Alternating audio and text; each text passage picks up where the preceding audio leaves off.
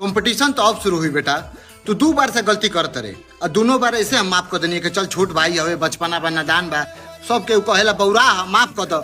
लेकिन ना, अब अगर हम तोरा के माफ कहनी तो ये हमार संस्कार, स्वाभिमान, हमार नाम, हमार पहचान पूरा मान जी। अरे पगला, तू केकरा जवानी के बारे में बोलत रहे, मूछ के बारे में रे कि उम्र हो गिल। तोरा के शर्म आवे के चाहिए कि हमसे 13-14 साल छोट बारे और नकली बाल लगावे के पड़ेला बिग तोरा के। और सुन, तू 10 साल से जिम करत रहे, तोर बॉडी बनल बा, कभी जिंदगी में देखल है शीशा के सामने तने उघारे होके देख ले, साला तना ही लागे जैसे कोनो प्रेग्नेंट महिला ही है, थुल शरीर। तू हमरा के चल रहा है बोले, तोरा के पता हो के चाहिए कि हम कौन जिला से होके आइला, कौन गांव से आइला। ठीक बा, तू हमरा के हाथा ना छेड़बे ना तो तोरा अंदर हम बाजू देवे के ताकत रखीला। ठीक बा, तू का खेसारी पौन कहले बारे रे पागल। तू दोनों भैया उनके लड़ाई लगावे ले, बहुत तोरा लेवल से आगे 1200।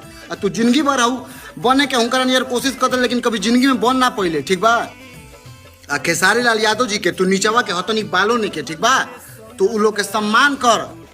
पागल तना ये बेटी बहन के संगे वीडियो बनावे के बारे में तू बोलत रे।